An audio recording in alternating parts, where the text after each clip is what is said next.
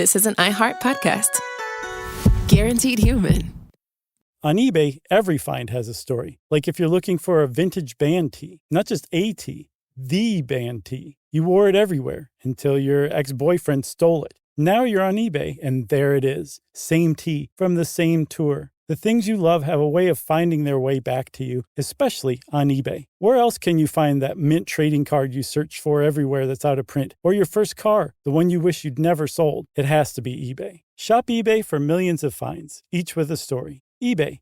Things people love. With no fees or minimums on checking accounts, it's no wonder that Capital One Bank Guy is so passionate about banking with Capital One. If he were here, he wouldn't just tell you about no fees or minimums. He'd also tell you about how Capital One cafes are open 7 days a week to assist with your banking needs. Yep, even on weekends. It's pretty much all he talks about.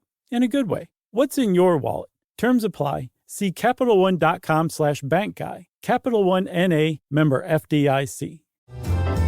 Welcome to Stuff You Should Know, a production of iHeartRadio's How Stuff Works.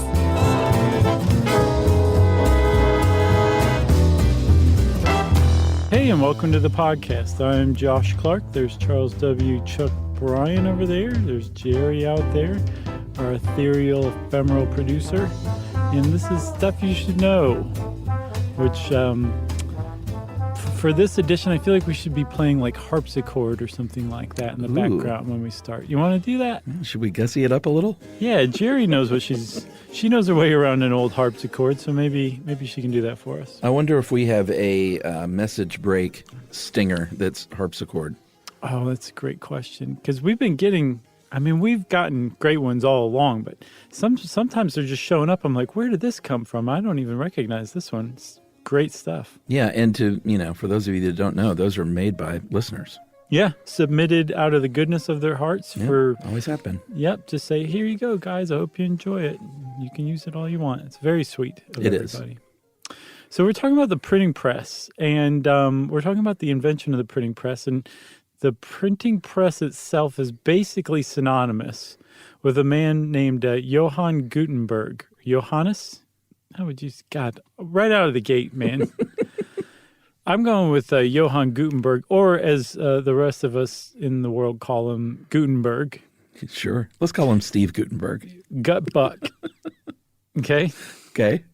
So Gutenberg is traditionally credited with inventing the printing press. And for all intents and purposes, he did invent the printing press. But as our friend Ed Grabanowski goes to great pains to point out, he did not invent it out of whole cloth, as apparently some people believe, that it was just a pile of lumber and an idea for him that he put together. Like every inventor who ever invented anything, he built on different concepts that had been worked out over centuries. The thing is like that's not to detract from his accomplishment or anything like that. Like what he did literally changed the world, as we'll see in some amazing ways. But he helped provide the first information age and got really kind of screwed over in the bargain.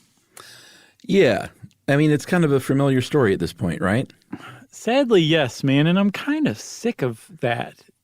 I wish of which one? Of stealing, of building on others, or of dying a pauper? Yeah, the second one. No, I understand building on the work of others. That's the other thing, too, is I don't think Gutenberg ever said, like, no, I invented all of this without any help. We don't have any indication he was like that at all. It just kind of got hung on him over the years by sixth graders. We built on the work of Adam Curry. We did. Right? He's still at it. Did you know that?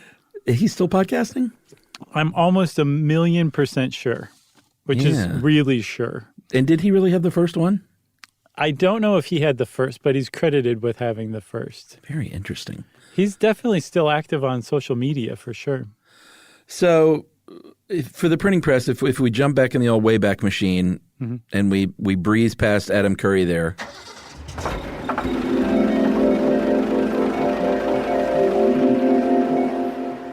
Hi, Adam. Hey, Adam. Oh, look at his hair just waving that breeze. Very nice.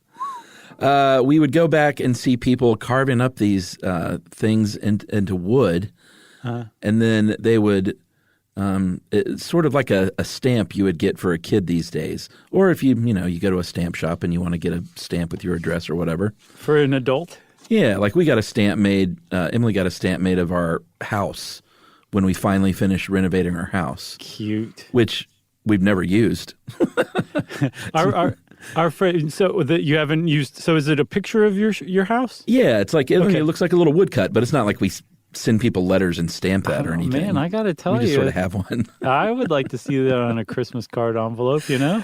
You know what she did give me, and boy, I'm going to use it one day. Is you know how they would melt wax and seal the envelope with a little stamp? Yes. She got me one of those little kits for Christmas a couple years ago. Very nice. And you still haven't used it? Now, you know what? I'm going to write you a letter on some vellum. Thank you. I'm going to stamp my house on it. Mm-hmm. I'm going to wax seal it, and then put on some red lipstick. And then tinkle on the whole thing. Give it a kiss and then pee on it. We have a stamp too, but it has our address stamped on. Our friends Laurel and Braden gave it to us. Yeah, I mean that makes a lot of sense. Right, and we have used that one before, but I Sure. want to see this stamp, this whole Christmas card with tinkle on it and vellum and wax. I can't wait to see it. All right, it's going to happen. Okay. So a woodcut, and a long way of saying it looks sort of like one of these stamps. It's cut out of a wood block, and then you take paper or vellum or something, or whatever you want to print it on, rub it down with some ink, and then press it down. And they had a thing back in the day in Europe in the 1400s called block books Right. that were made from these woodcuts. They were, 10 to 25, 30 pages long, and they kind of look like comic books if you look them up. They have a little bit of artwork, a little bit of text. Yeah, medieval comic books. Yeah, it's like comic books without any of the fun because they had some sort of moral message attached to it usually. Right. It was like a Jack Schick tract or something. But they were a big deal in Europe in the 1400s, and they thought that they invented something. But, of course, the Chinese were like, excuse me, we've been doing this stuff for hundreds of years. Yeah, and I think as far back as 868 CE, which is a while ago, more than 1,000 years, about 1,100 plus, the Diamond Sutra, which is a Buddhist text, was the first known printed book. And they printed it like you just described, where each page was a wood carving. In negative, Chuck, in negative. Yeah. That's how Because you if gotta do you it. made it in the positive, when you put the paper on it with the ink, it would be in reverse when you looked at it on the page. So you had to carve each page like that in negative. So it was a really difficult process, but it worked. It was useful. It was a lot easier once you got those blocks carved for a page than it was to transcribe entire books and texts by hand, which is what they'd done up to that point and still continued to do for a very long time. Yeah, so when I saw the Diamond Sutra, just obviously the word sutra stood out to me because of the Kama Sutra. Sure. And of course. And I realized I didn't even know what that word meant. And it's a collection of observations, basically. You said, oh, it means cookbook. Well, it could be. It's a collection of observations in a book or a pamphlet. And I think we really missed a diamond opportunity for our book title by not calling it like the Stuff You Should Know Sutra. Yeah, well, hey, if this one goes even passingly well or sells passingly well, we'll probably have a second chance. You can pre-order that thing, by the way. The Stuff You Should Know Sutra? No, boy, you could pre-order that one. Right. I'm getting limber as we speak to try and get that one done. Right. Yeah, you can pre-order our book, An Incomplete Compendium of Mostly Interesting Stuff. Sutra. Things. It should have just had Kama Sutra. Get it? Right. Yep. I like that. So that was one in 868 CE, like you said. Then in 971 BCE, there was another one called, did you mention that one? The Tripitaka? Not yet. That was another Buddhist text. That was CE. Oh, it is? Yeah. So they got it wrong here? Yeah. All right. So the whole thing starts about 1,100 years ago. Okay. Well, that makes more sense. Yeah. But that's the one that had, I think, 130,000 wood block carvings. Yeah. That's insane. That means not only that somebody carved that, but somebody kept that like at their house. Yeah. Imagine living around 130,000 woodblock carvings and you would be like, I need to reprint page 832. And then having to go find the woodblock carving for page 832 and it just sounds like a nightmare. I'd be like, I don't care about reading or literacy or moving humanity forward at this point. Maybe it was the house. You just blew my mind right out of the top of my head. So there was some more experimentation going on after this in China and Korea.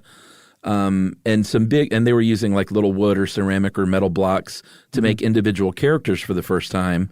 And this was a big kind of push forward toward what we all know as what would eventually be the Gutenberg press, is individual letters, or in their case, characters, instead of just doing each page as a separate woodcut. Yeah, what's awesome is there's a commoner in China named Bi Sheng, who is thought to have come up with movable type, where rather than, carving a woodblock for each page, you have individual letters carved out, and you can arrange them just so any way you want. And then once you print that page, you can arrange them in a different way to print the next page. And that is a huge innovation for sure. And again, note that this guy came up with this in about 1041 CE. So a good 400 years before Gutenberg was working. Why does Ed keep saying BCE? I don't know. I think he really likes the sound of it. All right. Fair enough. It's definitely CE, though. No, I'm not doubting that. I'm just... I was thinking, too, I was like, gosh, what if he was right? What if all this had started a good 1,000 years earlier? Yeah. Like, how much further along would we be right now? As a world, happened? as humanity? Yeah. If this had happened 3,000 years ago rather than 1,000 years ago. Yeah, because here's the little spoiler. Printing books is a big deal. Yeah. Like some say that religion and democracy and, just sort of the advancement of humanity was key to advancing all those things. Mm-hmm. You know who says that? Us. People who are right. Us. Yeah, I definitely am on board with that. 'Cause, the best way you can put it, it was the first information age that got launched by Gutenberg, by Gutbuck. So I keep saying that because that's Steve Gutenberg's handle on Twitter. Oh, is it really? Okay. Steve Gutbuck. Is it really? Mm-hmm. He is the nicest guy too. Do you follow him? I haven't. I haven't checked in on his feed for a very long time. But years back, he used to be like all up in our feed, and he was just so nice. Happy Friday, everybody, kind of stuff. Like every Friday, just a super nice guy. So I'm assuming nothing's gone horribly wrong with him, and that he's still just as nice as he was a few years ago. Well, I highly recommend. I've always promoted the great Stars TV show Party Down, one of my favorite shows of all time. Oh, yeah. And Goots has a great episode. And it seems like that's who he is. And he's a super nice guy in that episode because he it's about a catering company. There were a bunch of like writers and actors and stuff doing catering work. And he hires them to come over to his house for his birthday. They're there at the house when he pulls in, and he's like, oh, man, we ended up having a surprise party for me, and I forgot. So he's just like, why don't you guys just come in and we'll be the party? Right. But you could really get the idea that that's who Goots is as a person. What's great is you've definitely told that story before on the podcast, which means like we've gotten to this point where we're amassing we're building a standalone universe where like when Steve Gutenberg appears, this story pops up as well around him. You know what I'm saying? Like, I knew I told it. I couldn't remember when though. When would he have come up? I don't remember, but I'm sure we talked also about what a great guy he is on Twitter and all sorts of stuff. Like we have a character, like a simulacra of Steve Gutenberg that lives in our podcast universe. And he's very less multifaceted than I'm sure he is in real life. But in our universe, this nice guy on Twitter had a great episode of Party Down. That's all you need to know about Steve Gutenberg. I know. We haven't even gotten into Police Academy. Do we do a show on Police Academies? That probably would have made sense. I don't think we have. If we have, I must have been blacked out or something. All right, so printing press is advancing forward. Go to Korea in 1234, and you're going to find a man named Cho Yun-wee, who was commissioned to do some more Buddhist texts. A lot of this was Buddhist texts. Well, yeah, if you'll notice, religious texts help push this whole thing forward from different religions even. Yeah, like that Bible that Gutenberg would make. Don't spoil. Sorry. So this one was really, really long, and he was using this movable print that had already been around. But this time he was making these letters for metal, kind of using what the technique they did for coin minting, which had been going on for a while. Set them in a frame, lined them all up, coated them with ink, and pressed them. And if you think, hey, that sounds like a printing press, you would be exactly right. You're right, fella. For sure. That's basically what Gutenberg came up with. He had a couple extra innovations for sure that are definitely credited to him directly. But that general idea had been around for a couple hundred years at least before he started printing his own stuff using this machine of his invention.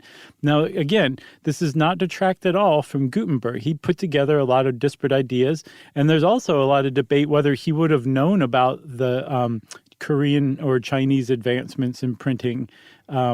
If so, maybe it was the Mongols that spread it west, but they're not entirely certain. There's no smoking gun. So it's possible he also thought of it himself just by being involved in it and thinking about it. Or maybe he heard about some other stuff and refined it into his own thing. Regardless, he came up with the printing press, and the Chinese and the Koreans are not credited with that for actually a couple of reasons. And the upshot of all of it is that it didn't ever really take off in China or Korea. Even though it was invented there, it didn't become widespread or widely used, and it certainly didn't create an information age revolution. Well, how's this for a cliffhanger? We'll take a little break, and we'll tell you a couple more reasons why it never took off in Asia right after this.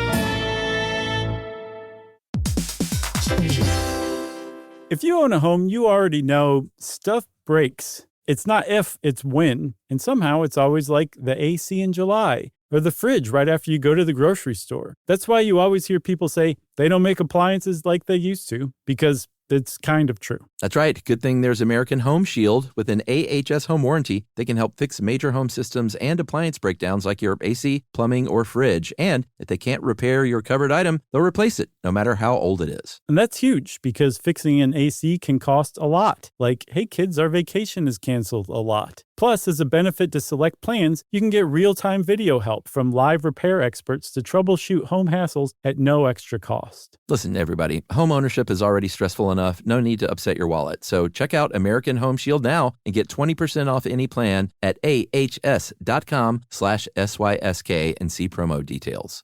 See ahs.com/contracts for coverage details, including service fees, limitations, and exclusions. American Home Shield. Don't worry, be warranty.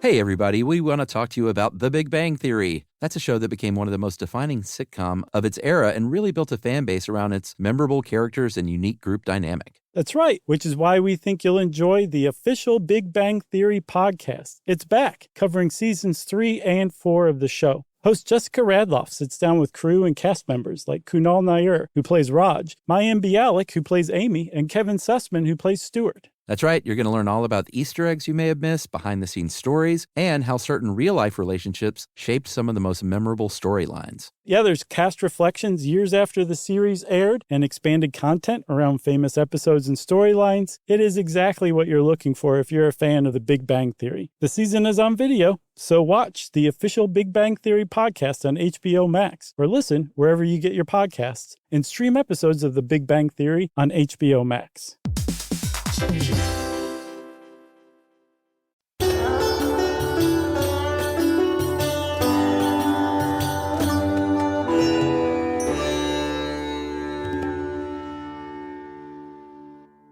All right, Chuck, I can't take this any longer. Tell us why it never took off in Asia. Well, some reasons that just make a lot of sense. They have very complex characters with their language, and they have, up to tens of thousands of characters with different pronunciations, different phonemes, different syllables, and you just can't do it. You can't have that many little tiny blocks, much less multiples of those if you want to print a page, right? Because it's not like you can move them around. And then keeping up with all these was literally one of the big problems. Like they made these big, I think there was a man named Wang Zhen who used these revolving tables to access these big racks of letters. But it was kind of like what you were talking about with the house made of wood blocks. Of 130,000 woodcuts. Right. It's like you just can't keep up with that many. So it wasn't practical. And then Gutenberg comes along. He's like, we only have 26 letters. Yeah. So this is pretty dumbed down as a language goes. Yeah, because even if you do, capitals and lowercase, that's still just, 52? Yeah, And then throw in some punctuation. Yeah, some punctuation, make some doubles, because, you're going to use E a lot more times than 1 per page. So you need to make some backup copies of them. How many But the did he? thing He is, made about 300 in the end, right? That's what I saw, yeah. 300 different characters, spaces, punctuation, uppercase, lowercase. And that's all he needed. So Yeah. 300 versus tens of thousands. Number one, it's just easier to make, but number two, it's easier to keep up with too. So Gutenberg just happened to be working in just the right language for a movable type printing press to really make sense. Should we talk about this guy? Yeah, because I like him. He had a bit of a hustle to him, and I like I know. And he's also one of history's kind of hard luck guys in a way, even though, his name is legendary, so Right. you can't put a price on that. I'm sure he would have liked to have put a price on that. So I just want to say, from what I saw, it is very much up for debate whether he actually was financially ruined in the end or really? if he was doing fine. Because one thing we got to tell everybody, Chuck, out of the gate is Gutenberg was born at a time where his father was a patrician. He was an aristocrat in Germany. Mainz, is it Mainz? Mainz, Germany. So he was, notable, but this wasn't a time where people of that class, he wasn't like a king or anything like that. So there was not a lot of documentation of his birth. We're not entirely certain when he was born. His early life is kind of lost to history too, because he was just kind of a nobody until he invented the printing press. But the thing is, when he invented the printing press, it was so revolutionary and so obvious how revolutionary it was out of the gate that within a decade or two of his death, historians were studying and documenting his life. So there's a surprising amount of stuff that was documented about him that's preserved still. But the stuff that we do have is almost entirely his work and then court records when he was dragged into court by creditors and investors. Yeah. So you said he had a little bit of a hustle. I think Ed says they referred to him charitably as having entrepreneurial flair. It's another word of saying he had a bit of a hustle to him, and he would get in. He was always trying to make a buck, always had some sort of scheme in the works, and which means he had investors a lot of times, and a lot of times he might not come through. So as a result, he was taken to court a lot, like you said, and it's kind of funny to build this guy's life out of court records. But we are able to construct a little bit of it because of him being hauled in there and being sued time and time again. And most notably, we're able to kind of piece together the printing press that he invented, what he knew when from these court records, because all of these lawsuits basically were over his work. They were between investors in his work and him. And the thing is I don't have the impression that he was a hustler in the sense that he was a con man or a shark or anything like that. So. He had very high aspirations. He also had the smarts to figure out how to achieve these aspirations. He just didn't have the money to achieve these aspirations, so he needed outside help. His big problem, as far as investors go, from what I can tell, is that he was a perfectionist. So rather than just figure out how to invent the movable type printing press, which he did, he also tried to figure out one that could also print in red on a different set, or using copper engraving to create different types of type. Some stuff that details that were kind of unnecessary, but transform this thing from, an amazing piece of work to a masterpiece. And the time it took to be that much of a perfectionist, it made him run into creditors and investors that were not that patient. Yeah, and his first sort of tinkering with pressing anything, it seems, because of, again, a lawsuit, was in Strasbourg when he lived there in around 1438. Is that CE? And he had this plan to produce these trinkets for people going on religious pilgrimage. Yeah. Right. More than one. Yeah. So he had these tools that he could stamp out these trinkets and press these things. And so he sort of had an idea, at least, of how this kind of technology worked as far as cutting something, stamping, and pressing it. And there's some indication, Chuck, that he was already figuring out the rough contours, if not more detail than that, of his printing press in Strasbourg, because that first court case was by the family of some creditors who took him to court because they wanted in on some secret work he was keeping from them. And being investors in him, they were saying, well, if you're doing work on the side, we should have a piece of that too. And that's where some historians are like, this actually what they're describing here is part of the printing press. Because it's up for debate still, though. Well, it was 10 years later. That was in around 1438. And by the time he got back to Mainz in 1448, he borrowed some money from his cousin to do like a real printing business. So I think you could be right. It's very likely those people knew that he was in the back room with this plan to print books. Right. And they wanted some of that action. Right, but he's like, no, dude, you invested on the ground floor of the trinket business. This is a whole different world-changing business. You're going to have to cough up some more dough. And they said, 9. Yeah, they did say 9. And he said, all right, well, I'm going to invent this thing, or I'm going to cobble together a bunch of other people's work in a way that makes sense, that you can, make massive amounts of books that look good and that you can sell and make money on. And the Bible was a pretty obvious choice for the first big project. Mm-hmm. But he was like, the Bible is a lot to undertake. And if you've ever seen a Gutenberg Bible, they're huge. They're not there's 2 volumes. Yeah, there's not like these little handheld Bibles. They're very large. And I didn't get an exact measurement, but you can see when someone holds it. It's a big book. It's like a fat coffee table book. Let's say 11 by 18. They seem a little wider than that, but 36 by 99. That's as high as I'm going. So he said $1. He said that I'm gonna not start with the Bible. Too much to bite off. Yeah, it's a little dull. So I'm gonna start out with some other stuff. I'm gonna print some pamphlets. I'm gonna see if I can sell these things. I'm gonna see how good they look. And he did. He printed a grammar book. Was one of the first things. This is from another lawsuit by a Roman writer. And it was a popular book, which was, again, it's a smart thing that he did, is basically taking like what would be a bestseller at the time and seeing if he could mass produce it instead of block book as a regular printed book.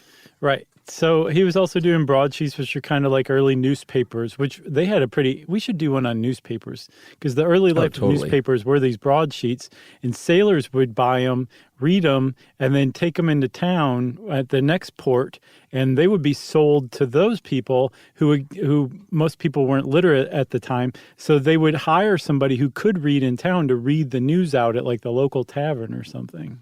And we both have experience with newspapers. Sure, man. I would like to do newspapers one day. Let's do it. I would totally. That sounds like a 2-parter to me. Okay. So he basically, the upshot of all this, and I think that's the second time I've said that. I never say that. I always want to like deliberately make everything much slower than that. The upshot of something, like, you say upshot all the time. It.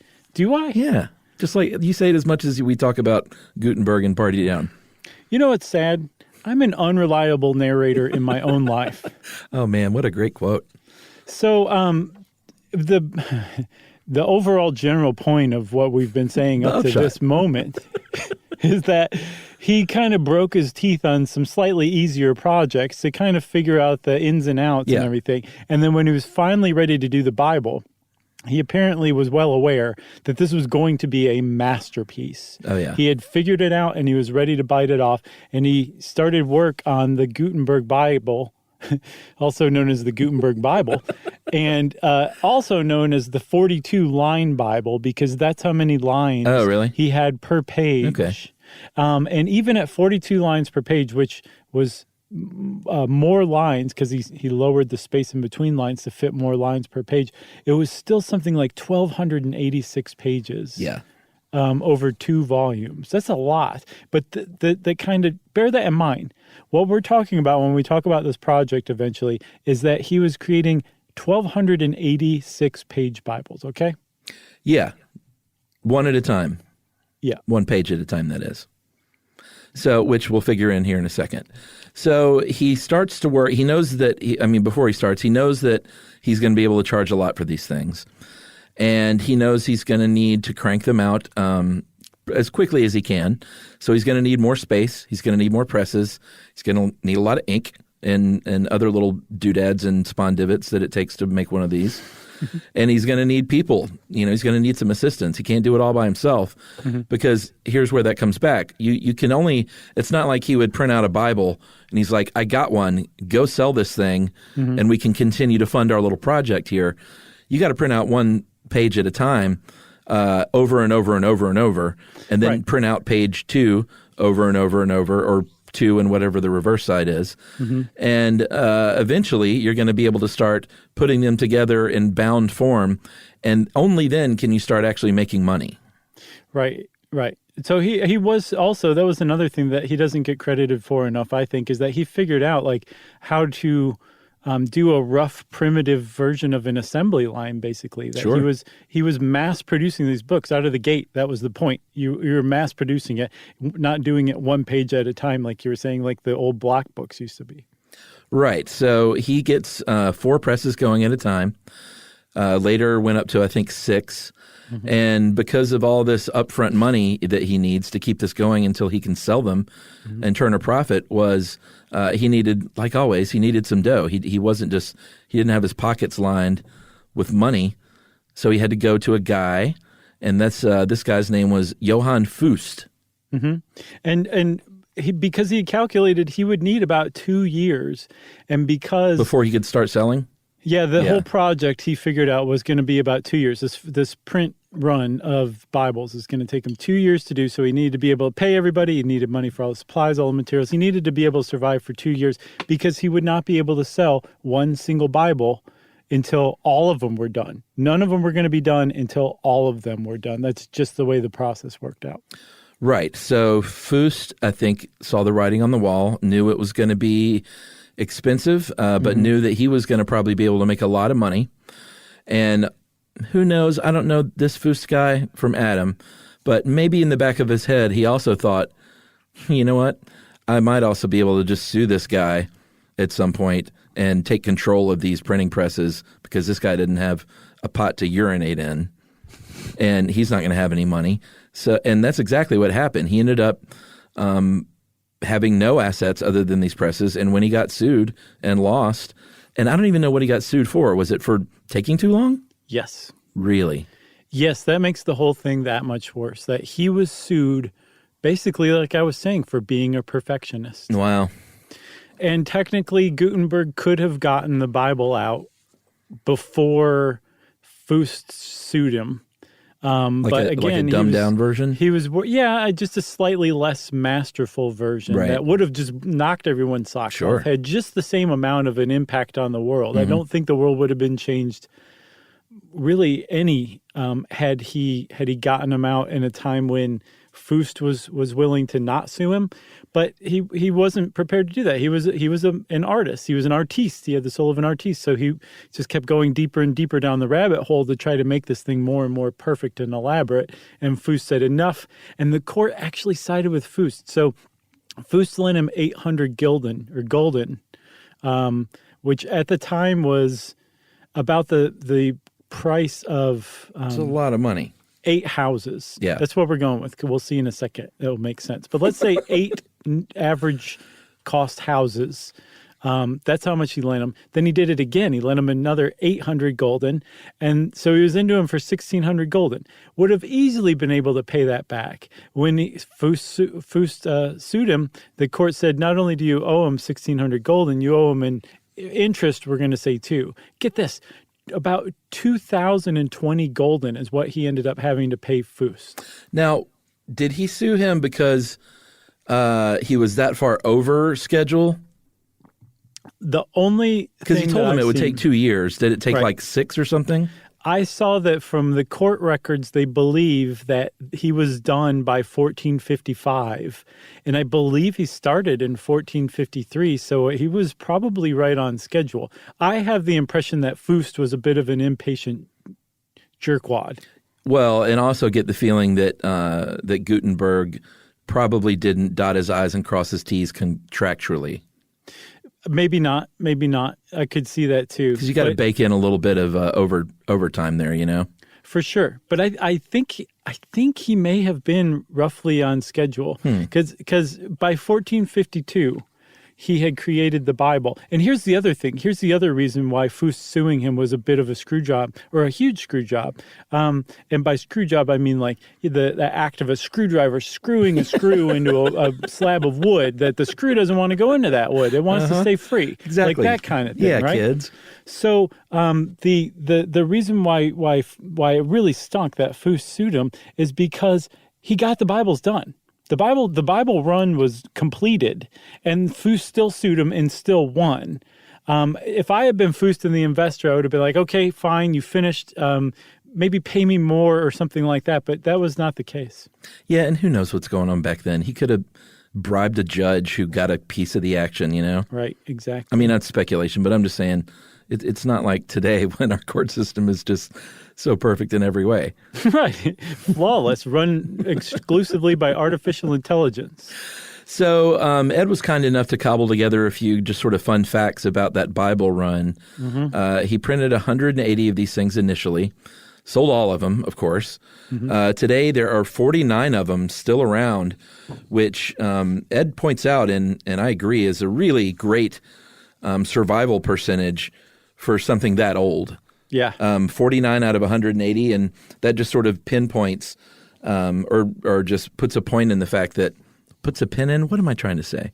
Really drives home Sure, there you go. the fact that these things were very cherished and taken care of from the beginning. I went to see how much you could buy one of these for. Oh, yeah. What'd you find? Well, 87 was the last one I saw at auction. There may be one since then, but in 1987, it went for $5.4 million. So that was one volume. A complete set hasn't been auctioned since 1978. Oh, and that really? went for $2.2 million in 1978 dollars. Wow. From what I saw, if you So you were get half going a Bible, you get the New Old Testament only or something? if you're lucky, but if the complete copy they think would be $35 million today. Yeah, if it went to auction. That makes sense. That's about right. But so he made two versions. He made one like a regular version on paper, and it sold for 20 golden. And he made a vellum one on calfskin for 50 golden. Yeah. He made 45 of those. So allow me to figure these calculations real quick, okay? Oh boy, here we go. Math, So remember, math time with Josh. I'm going to get this right, All Chuck. right. Uh-huh. So there's this historian named Andrew Pettigrew who says that a house in Mainz would have cost up to 100 golden, a house. So the total that he could have made selling these Bibles, this 180 print run of Bibles, is 4,950 golden. That's a lot of houses. It is. Let's say at 100 golden apiece, that's 49 and a half houses. Don't ask about the half of a house. But let's say in today's dollars that we're saying that a house is $200,000 per house. Okay? Yeah. So $200,000 times 49 and a half houses means that he made off of these 180 Bibles almost $10 million. Oh, I can't wait for the correction. It's right, dude. I am definitely right. And so here's the other thing too. So when Fust sues him and gets that judgment of 2,000 golden against him, a lot of people say, well, that ruined Gutenberg and he died a pauper. If that Bible run sold out, he still would have had more than half of that nearly $10 million left over after paying Fust. So it's very much unclear that he was a pauper or not. The overall point of what I've been saying up to this moment is this. The upshot? It's that that was the word you could have used earlier too. When you were looking for a word, upshot, would it work? Oh, yeah, you're right. I wasn't going to encourage the use of that, though. But the upshot of it is that Fust got his hands on Gutenberg's printing press right after that run of Bibles was made. Or his 6 printing presses, rather. Yeah, and his printing assistant, who was actually Fust's son-in-law. He got the whole shebang, all of his plates, everything. You know what my favorite thing about your math stuff is? What? I know the second that you start that there are thousands of people, math busters, if you will, Okay. that just immediately get out their pencil and pad and to see if they can prove you wrong. That is fantastic. It's like a game. I'm fine with that. Yeah, it is a game, and I always win.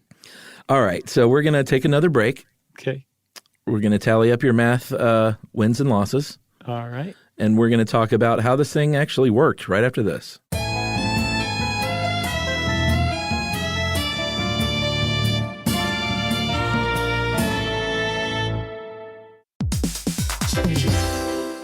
If you own a home, you already know stuff breaks. It's not if, it's when. And somehow it's always like the AC in July or the fridge right after you go to the grocery store. That's why you always hear people say they don't make appliances like they used to, because it's kind of true. That's right. Good thing there's American Home Shield. With an AHS home warranty, they can help fix major home systems and appliance breakdowns like your AC, plumbing, or fridge. And if they can't repair your covered item, they'll replace it, no matter how old it is. And that's huge because fixing an AC can cost a lot. Like, hey kids, our vacation is canceled a lot. Plus, as a benefit to select plans, you can get real-time video help from live repair experts to troubleshoot home hassles at no extra cost. Listen, everybody, home ownership is already stressful enough. No need to upset your wallet. So check out American Home Shield now and get 20% off any plan at ahs.com/SYSK and see promo details. See ahs.com/contracts for coverage details, including service fees, limitations, and exclusions. American Home Shield. Don't worry, be warranty.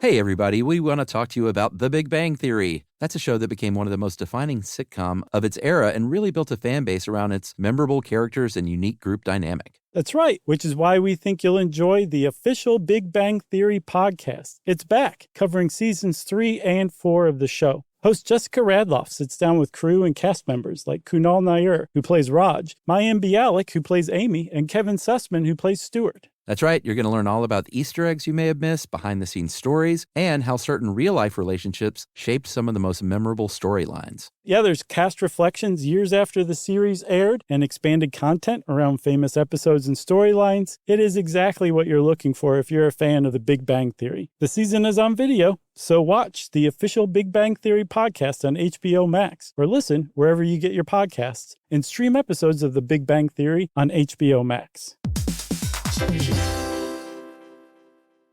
The springtime thaw is finally here. Flowers are blooming, days are longer. We're saying yes to more plans and finally getting outside, running, walking, just moving again. It's the perfect time to upgrade your everyday go-tos with Bombas. Take Bombas Sport Socks. They're super comfortable and designed with sport-specific tech for running, cycling, yoga, hiking, you name it. I use them to run in, and I can tell you they work beautifully. So head over to bombas.com and use code SYSK for 20% off your first purchase. That's BOMBAS.com, code SYSK at checkout.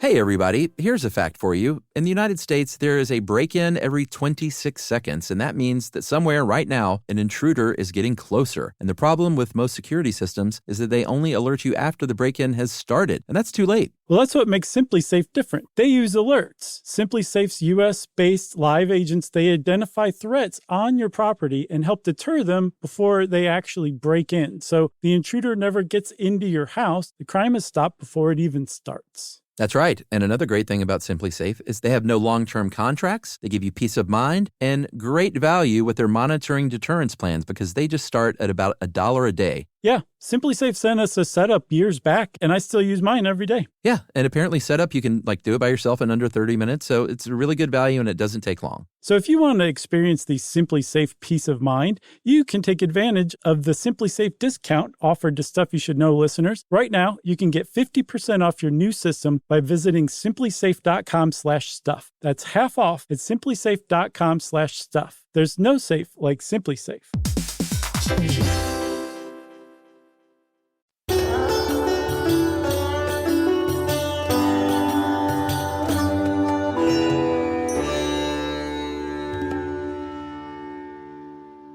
So I think we came up, Chuck, with the that I've won every math contest right. I've initiated. Every one. Okay. All right. So shall we talk about the Gutenberg Press? Yes. Well, you got your individual letters. Okay. All right. So if you're gonna, we said he ended up making 300 of these things. So you're gonna need all these little individual letters carved. Mm-hmm. They're carved into steel using these little files, and these are the master letters. And then they punch those into soft metal most likely copper, and then the impression in the copper is formed into a mold, and then you're going to pour molten metal. And what I saw was that one thing that Gutenberg definitely invented was this hand casting instrument, where they actually where you would actually pour this molten metal. I think he used lead, tin, and antimony, whatever that is. That was an alloy that he invented even. Like, add that to his list. Yeah, so he invented some stuff, but this is how you would actually make the individual letters, was by this early process. Right. So the one thing that's still up for debate supposedly is whether he invented or used that punch matrix thing where you punch the letter into a softer metal. They're not entirely certain, but yes, he definitely was casting letters with alloy of his own making.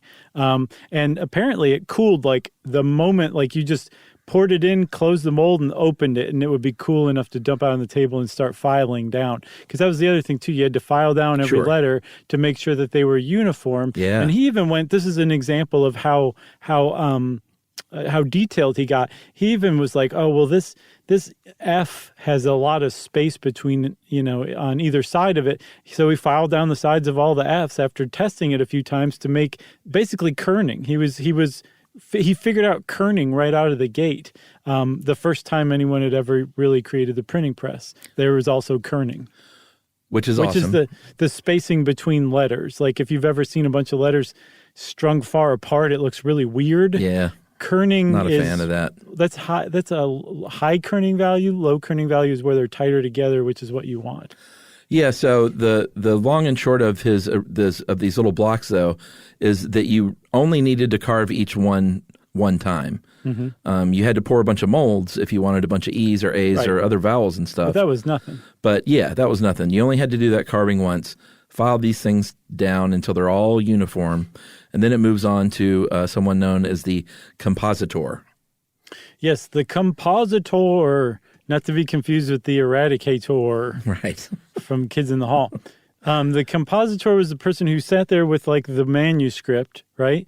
And read each line. And as they were reading each line, they were gathering the letters they needed and putting the letters together in like a handheld little rack to basically make each line. And they would slide each line into a frame called the form. And you would do that just line by line until the whole form, the whole frame is filled up with the lines that you're going to print a page with. Yeah, basically what they did in Korea 200 years earlier. Except with far fewer characters.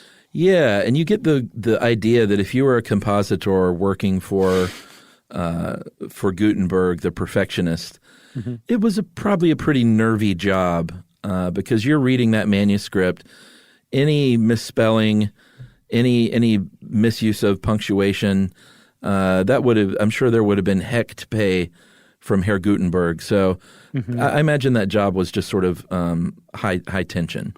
And Gutenberg very famously was super passive-aggressive in his managerial style. Was he? He would just kind of wander around the shop with his coffee and say, oh, you're going to print it that way, huh? I'm going to need you to work Sunday as well. Yeah. Yeah. And nice. It was like you try to avoid him or whatever, but he had this sixth sense to like pop up exactly right as you were trying to leave for the day. Right. And he would ask about your stapler. And he would say, "This is my red stapler that I always keep at my desk." that was one of the pressmen. Right, of they course. Just kind of kept in the basement. It was a weird time for printing. It was. Another weird time is going to be right now when I ask you if you understand this gobbledygook about folios. Yeah. So what they figured out was, because it's a little confusing to me. Right. So it's way easier to print. Yes, a logistical nightmare is another way to put it. Yeah. But if you take, one large page that's actually 2 pages of a book wide and fold it, you have a folio. Sure. And supposedly Gutenberg printed these things in folios of 5 so that each little, I guess, thing that they did was like 20 pages. They would do 20 pages at a time. Remember, something like 1,286 pages they were doing this total per Bible. And And I mean, that was that. The key was this. No, to answer your question, no, I didn't fully understand the folios. I think there was a lot made of folios when there didn't necessarily need to be a lot made of folios. The point was that when you printed this stuff, this is very, very tricky. You had to dampen the paper. Oh, okay. Because if you didn't, did you like that? We're leaping ahead. Just kind of breeze right on by that. Yeah, when you print on paper using the kind of ink that he created, another thing he created, which we'll talk about, the paper can stick very easily unless you dampen the paper. The problem is you got to print on the backside too, but you can't dampen the paper again, my friend, or else you're going to smear the ink on the other side, or it's going to run or whatever. So they would dampen the paper, print one side, and then have to print the other side like after the ink on the one side was dry, but before the paper had dried fully. Right. That's got to be tricky. You talk about nerviness and high stress. I mean, especially when you're on if it's 180 Bibles in a $10 million project, I mean, each page is rather expensive and valuable. So you don't want to screw up any of them, you know? So if you want to look at a press, again, I would go to YouTube and see the video of it actually being done. But the press has two sections. You've got this frame that allows the plates and the paper to align themselves, the carriage, and then the actual press part of the press. And you set these plates onto the carriage and they're facing up. And then you apply ink using these, and when you see it on the video, it kind of looks like these big giant gourds. They have a handle, and then this big round, sort of drum head looking body. Right. And you stamp. You roll this thing all around in the ink, and then roll them around on each other to make sure that all the ink is really, really even. And it's actually goose skin. These pads are, and then you just go around and stamp these 4 plates. And, from the looks of the way this guy did it, it took about maybe a minute and a half to fully ink them for a good page. And these things look kind of heavy, He's kind of, he doesn't roll them because if you roll them, you end up smearing. Okay. So he's just sort of pounding them on there. And it's a lot of work. And all of this looks like a lot of work. Even the pressing part takes a lot of manual strength. Well, yeah, I mean, again, 2 years to just print 180 Bibles. Yeah, so I mean, it's a physical workout. Right. He uses this ink you mentioned. It's an oil-based varnish. Previously, for many, many hundreds of years, they used water-based, which is just no good. Water-based ink is not what you want to do when you're printing a book. No, and that was actually another reason why it didn't catch on. Printing didn't catch on in China and Korea too, is they were using water-based inks exclusively, and it runs, it smears, it doesn't stay in place. It's just a bad jam. And that was another innovation of Gutenberg's, which was to use oil-based ink. There was somebody, I can't remember, we've talked about it in a podcast before, but they were talking about how some inventor just knocked something out of the park his first time out, and they said that it was akin to it had the Wright brothers invented their airplane complete with airline miles and food trays that came down off the back of the seat in front of you. It was just like this complete thing, and that's kind of what Gutenberg did with the printing press. He solved all the problems all at once in his initial invention. Like, he figured it all out. And as we'll see, it stayed the same for hundreds of years as a result. Yeah, so to hold the paper in place, because, this frame is upright, and then you end up folding it down, it's held in by these pins. These look like little nail heads sticking, or not nail heads, but nail pointy parts. Yeah. The opposite of the head. The ouchy part. And that way, when you flip it over, because you're going to have to print that other side, it's exactly in the same spot that it was before. Another nice little, very rudimentary way of making something perfect. Right. And then you mentioned earlier he made certain parts red, this rubrication. And I'm not sure what they did for the Gutenberg Bible, but in the King James Version, if I'm not mistaken, Jesus's words are all in red. Oh, yeah, that makes sense. I think I remember that being the case, but I think he just used it here for certain parts and maybe flourishes of art. And there was some hand-drawn art and stuff like that as well. Well, yeah, they went to hand-drawn because he had so much trouble with the red, like going back and printing after the black was printing on the same page with just the red text. It's pretty advanced stuff for back then. Right, but they said, yeah, we'll just go do the hand lettering like traditionally it's done. Nobody will be mad at us for it. Right. Like, what do you call it when the first letter is big? Drop cap? Yeah, drop cap. They did those in red for sure. Yeah. And then you've got your screw. The screw press he kind of ganked from wine and grape presses. And, once you have this thing inked up, you move it over to the press, and it's just a big armed lever. It's not like something that moves in a circle. Right. You just kind of pull it really tough, kind of one or maybe two times, and then boom, you've got your printed page. You do, and Ed points out something that I think is overlooked, but, and one of the other problems with Chinese and Korean printing or any kind of printing using like wood blocks or something like that is you're going to get uneven pressure, so you're going to get an uneven transfer of ink. One of the genius things about the press, about it using basically a wine press for printing, is that it applies even slow pressure at, increasing pressure and then decreasing pressure as you unscrew the screw. So at the same rate, like over the whole plate. Right. So there was a nice even amount of pressure that was increasingly introduced and decreasingly reduced, that really kind of made this beautiful outcome on the printed page. Yeah, you get when this guy in this video holds up the little printed page at the end, there's a little moment of ooh and ah going on in that room. Right, and like a little trickle of blood comes out of his ear as he's just gazing into the camera. Oh man, I was worried about that guy for a minute. I got to go see that. Yeah, you should check him out. So that's the printing press. We should say after Gutenberg printed those Bibles, Fust got his hands on those presses almost immediately, and in very short order, I think like less than 2 years, released a Psalter, which is also considered a masterpiece. But Fust put his name on it, even though Gutenberg had basically created the whole thing. He also made a business for himself creating these Bibles using Gutenberg's old plates because he got his hands on all those through the court. Fust. But again, Gutenberg was certainly not lost to history. Everybody knew what he did and very quickly, revered him as a hero extraordinaire. But we were talking about what the Gutenberg press did for the world. And it's really tough to overstate the impact that it had on things.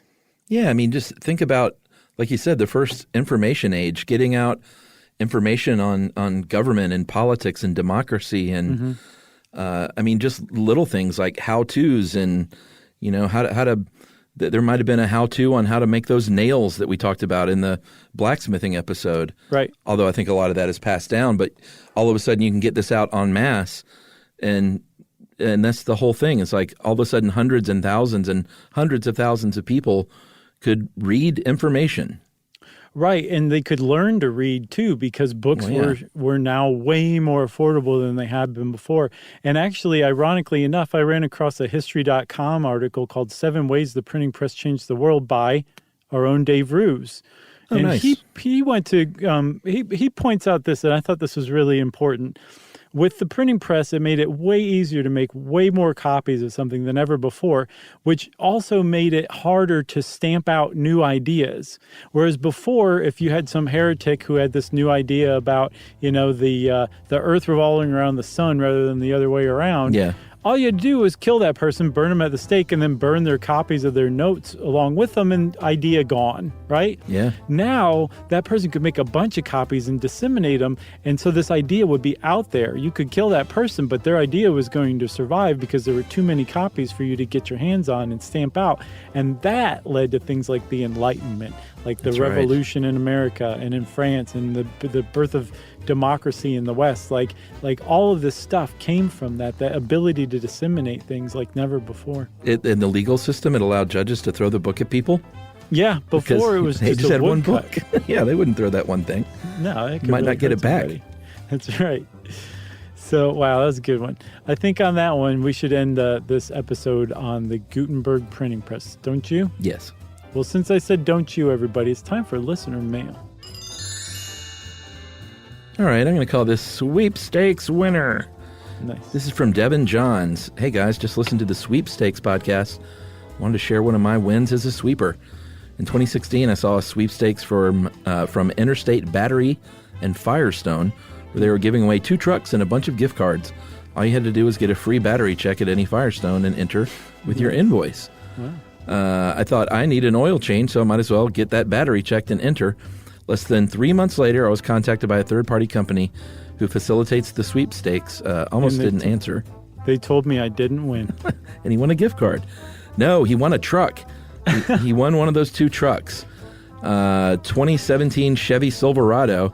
Wow. He said, I loved having the truck, but as you guys said, you got to pay taxes on winnings, which counts as income. So I ended up selling it, buying a nice used car, and paying off debt. I've won a bunch of stuff and have learned how to spot real and fake giveaways, but they do exist. So keep entering. And that is Devin Johns. And he included a picture of himself with his car. It's great. It looks good still. Oh, yeah. Thanks, Devin. Congratulations. And that is a fantastic story. That's a perfect listener mail response to the sweepstakes episode, if you ask me. Yeah, and a smart, responsible thing you did by getting a cheaper thing and then paying off debt. Good for you. Yeah. Well, if you want us to give you a pat on the head for something you did, email to us. You can send it off to stuffpodcast@iheartradio.com. Stuff You Should Know is a production of iHeartRadio's How Stuff Works. For more podcasts from iHeartRadio, visit the iHeartRadio app, Apple Podcasts, or wherever you listen to your favorite shows.